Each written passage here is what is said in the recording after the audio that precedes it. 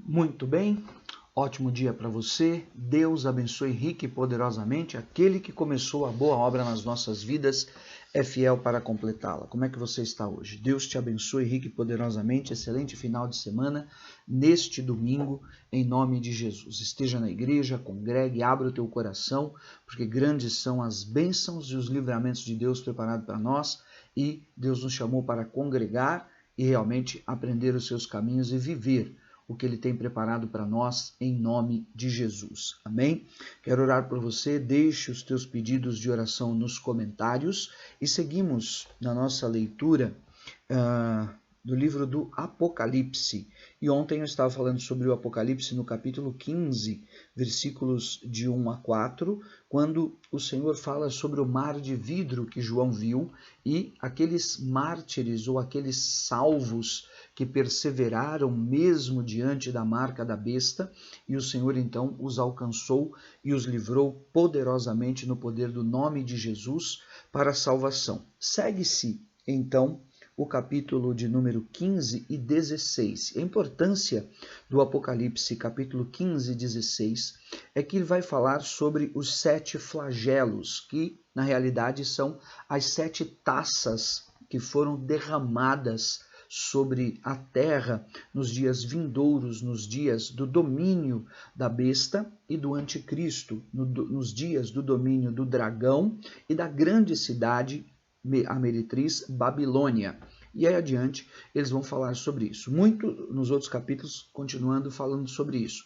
Muitos teólogos compreendem esse tempo, o tempo da tribulação, não é? Alguns acreditam que a igreja é arrebatada antes da tribulação e outros após a tribulação, não é?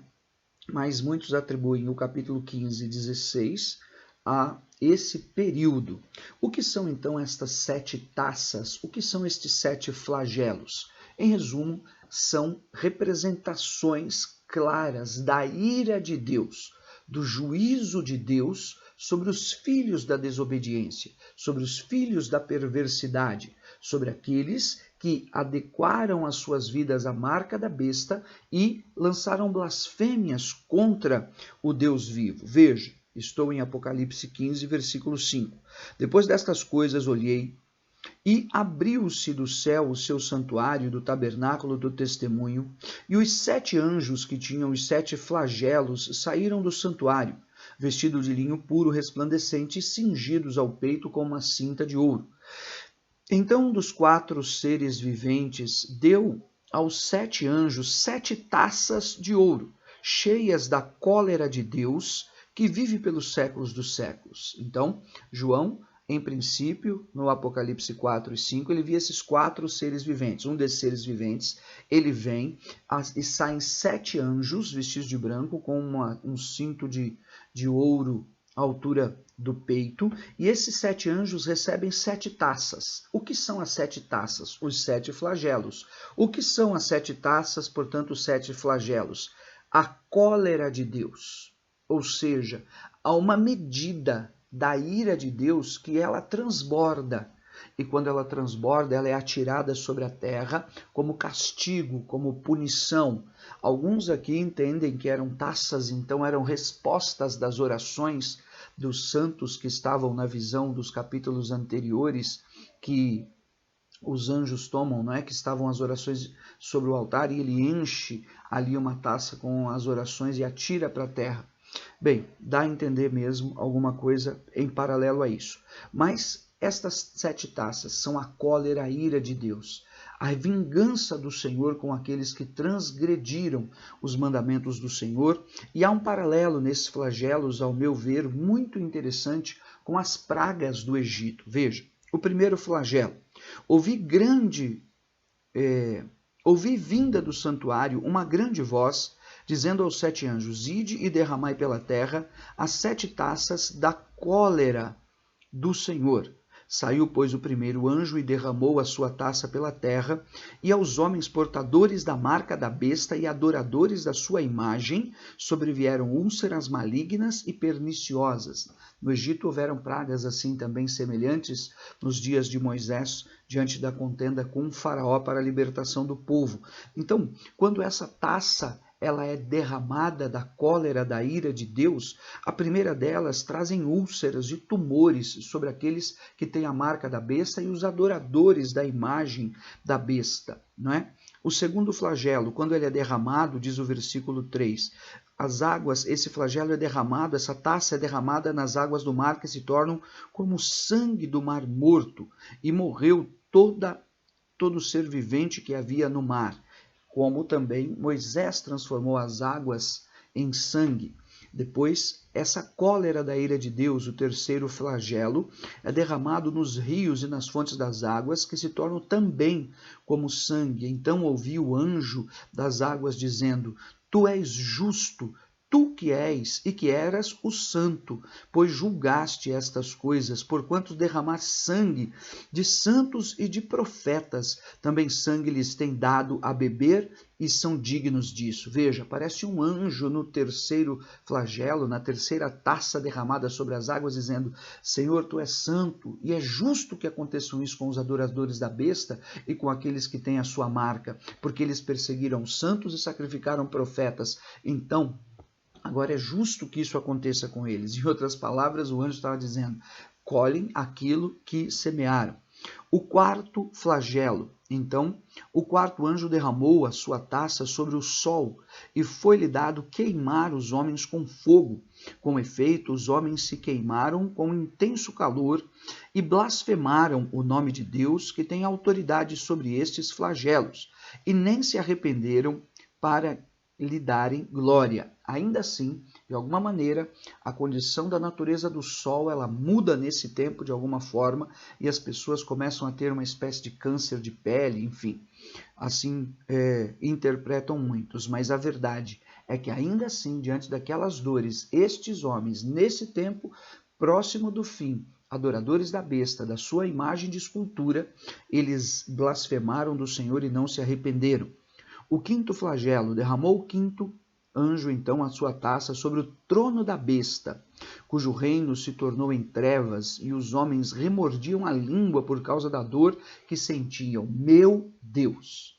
Aqui, a quinta taça, ela atinge o próprio trono da besta, o próprio local da habitação do maligno, não é? E os homens, eles se retorciam pelo incômodo daquela daquela situação que ali estavam vivendo, que mordiam a própria língua por causa da dor que sentiam, se retorciam, porque ali o reino se tornou em trevas. Ainda assim, blasfemaram do Deus dos céus por causa das angústias e das úlceras que sofriam, e não se arrependeram das suas obras. É interessante o detalhe desta quinta taça, porque ela não é derramada nas águas, ela não atinge somente os adoradores da besta ou aqueles que têm a sua marca. Ela é lançada direto no tronco, sabe? Onde estava realmente a manifestação máxima ou a origem, né? De onde emanava todo o mal, aqui no entendimento de uma visão daí mundial. Muitos dizem que é derramado aqui entende-se, né, que é derramado essa quinta taça na própria cidade de Babilônia. Outros dizem que é a cidade de Roma, na representatividade da Roma antiga. Bem, fica aí estas alternativas. O sexto flagelo, derramou o sexto a sua taça sobre o grande rio Eufrates, cujas águas secaram, para que se preparasse o caminho dos reis que vem do lado do nascimento do sol. Então vi sair da boca do dragão e da boca da besta e da boca do falso profeta 3 espíritos imundos semelhantes a rãs, porque eles são espíritos de demônios, operadores de sinais, e se dirigem aos reis do mundo inteiro ao fim de ajuntá-los para a peleja do grande dia do Deus Todo-Poderoso. Aqui já falando do dia do Senhor, do dia do Todo-Poderoso, a guerra do Armagedon, a guerra do Meguido, que é a planície de Jezreel, lá na Galileia, hoje, né, no norte de Israel. E esse sexto flagelo, então, seca o rio Eufrates. E aí a besta e o dragão liberam esses demônios como que rãs, lembrando pragas que também aconteceram no Egito, pragas das rãs, não é? que vieram sobre todo o povo do Egito naquela época. Estas águas se secam e as histórias antigas dizem que reis eles fizeram desvios no rio Eufrates na época para usar o leito do rio como estradas que davam acesso à Babilônia nos dias das guerras entre a Babilônia e a Medo-Pérsia, assim por diante. Aqui uma alusão a essa porção também. Agora veja o que diz o versículo 15. Eis que venho como vem o ladrão. Bem-aventurado aquele que vigia e guarda as suas vestes, para que não ande nu e não se envergonhe da sua nudez. Então se ajuntaram no lugar que em hebraico se chama Armagedon. Então o sexto flagelo, a sexta taça, claramente mostrando esse armamento mundial para essa guerra definitiva contra as obras malignas de Satanás e seus exércitos. Meu Deus! Que visão, que interpretação que passa na nossa cabeça do que virá pela frente. Queridos, abre o teu coração. É tempo de se guardar, de vigiar, de orar e de ter realmente a consciência de que o Senhor prometeu e Ele virá. E também saiba nessa mensagem de hoje, há um castigo, há uma punição, há uma cólera da ira de Deus a se derramar sobre os transgressores da aliança. Então, nós muitas vezes estamos na igreja falando sobre o pecado e contra o pecado e pelo nome do Senhor e ministrando as pessoas para que estejam firmadas na fé e se alegrem em estar nos caminhos do Senhor, mas a maioria está preferindo o caminho da carne, está preferindo os rudimentos do mundo, está preferindo a sabedoria do homem. Sabe o que acontece? Nós precisamos compreender, ele virá como ladrão. Então, esse é um tempo de arrependimento, é um tempo de libertação e de cura. É o tempo do Senhor levantar você com um ministério de autoridade e poder cheio de unção para levar a palavra da salvação em todos os lugares onde Ele permitir que você vá, em nome de Jesus. Porque virão dias onde sabe-se lá o que vai acontecer nesse mundo, sabe? Em nome de Jesus, vamos nos guardar. O sétimo flagelo, para encerrar, está ficando muito longo o vídeo. Então derramou o sétimo anjo a sua taça pelo ar, e saiu grande voz do santuário do lado do trono, dizendo: Feito está. E sobrevieram relâmpagos, vozes e trovões, e ocorreu grande terremoto, como nunca houve igual desde que há gente sobre a terra. E tal foi o terremoto forte e grande. E a grande cidade se dividiu em 3 partes. Aqui a grande cidade fazendo referência provavelmente à Babilônia. E caíram as cidades das nações. E lembrou-se Deus da grande Babilônia para dar-lhe o cálice do vinho do furor da sua ira, e assim por diante. Amém? As 7 taças, os 7 flagelos da cólera da ira de Deus derramados sobre a terra nos dias da marca da besta, nos dias da besta, nos dias do dragão, do anticristo, nos dias da grande Babilônia. Também se misturam, se mesclam com a abertura dos selos e com as trombetas, as 7 trombetas que foram tocadas. Está aí esta simples leitura e apresentação, para que possa aguçar a nossa curiosidade e possa vir para encerrar. Sabe qual é a minha palavra hoje? O temor de Deus sobre as nossas vidas. Amém?